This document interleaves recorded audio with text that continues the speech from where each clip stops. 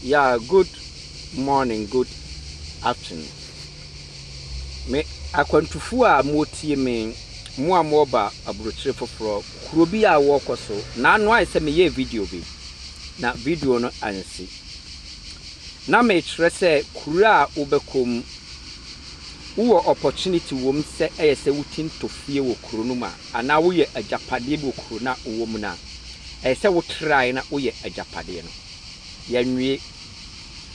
adekrontia na me kire mo se me pese me bisa akwantufu a ye wo akwantuom se ye 5000 a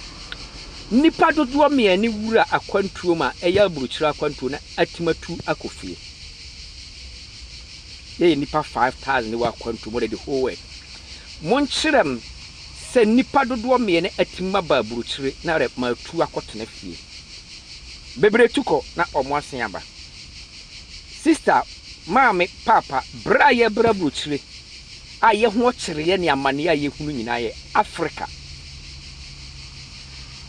ya ba buruchire a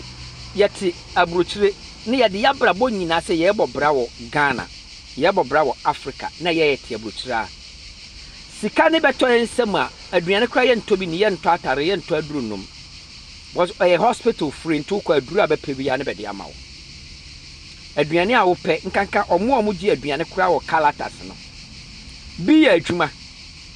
nso ogi aduane wo sociafo omfa ne sika no ento aduane papa ni na ode akoto block cement na ode asi Ghana na asi fie kakra na oba aburuchira ma me papa anye sɛ ya ninguase na de nipa beda no onyanna na saa nipa no kɔ Ghana bi kura kitafie makombeko 4 nso ba brocho be hu ba bi obeda aponche oni dwane kura no ba bi Ghana omoda e won faso sene no because bia wa yemmoa ba bia oda Ghana na asiesi ayemmoa no nso ba bia oda wa brochire no oni ba bi papada mra bi bedru na yare abo no bedne dru fia na wotwe na awu dientia yare na dikana atim wo ha God uni go safe ewo abrochire nti wo yare ye no koye no wakwaku ye kro Ghana bank be ma usika no it is so hard about you say bank entime ma 100 million kura this is skafo wo ma me no papa firi kro no broni na hunu se abewia ye gold no de aba ye ne kro ni ye ba oba ye no no hu se Africa kwed ni abi bank chance amawo woni sika wo bank nso kwa be ma abosia aya na ye pese awurade nyankopon na ye kana asem no owo hifa awurade emfiri soro emma asase wesu mehira bia wa asase so da mene mekina o ka kiro se wagima wodi hia beko wuo because wadwene nya adwuma wontimi ntena ase ncheck wabrabo maame papa nipa bebre tena abrochire ka se utoda na eye how it is a lie about your life we yan konkonsani yan kontomponi won pebra abo wa buruchire ntima we utoda na eye how usika me ne wo de koto ga bank ho usevu bank ho interest ne ba ho abroni etinyi 200 million se fato dane na utoda na tuetue sika ne san fa ma ne kakrakra wo ba buruchire a wo be hane dane no wo sweat money na wo de tua dane ka no wo tua dane ka 500 euro 600 euro 700 euro odi de fie wura no mu wa hu da bia na me ta kan se mi se Africa fo nyame boye anu ne ho oni Asia Africa nipa tuntum onyankopon bo nipa tuntum no awurade anu no se obo nipa tuntum any Asia country the whole world ye ne ye moa mpra kokura wo nyansa asene bo so ye ndwene biba timatena broche 30 years ahane dane 30 years na owo opportunity yes auditor dane obetua 600 euro 30 years obedru se obebone nkokura ma ana yare bebo na ontimi nya adwuma no onya ba bi na usia amanfo bre wo ha bag bo mochi omo that train station wo be bisa nipa na so na ya adwuma ko nga ba 30 years bi wa ya adwuma landing ba 30 years so onya ba bi na good foundation na nika na ama ɛwɔ n'abrabom. Africa black mentality na edi nya. 30 years na wodi to fie na saa tankwa first na abrochire fie okotɔ a be ma abosia asane ka ho e de siesie fie no bikura age sika na ɔde bɛyɛ bibi no pa na ɔde akɔ Ghana de akosi da na siwo na onya sika ntua we no de antima wo yɛ adwuma na tinka sɛ wo hane dane de a wo hane dane a wo tintua dane ne ka ne wo bank fo atɔ dane ma wo na ma me papa wo ntimi ntua ka. It's a black mentality. Money to my say adwumpone ahye ye man.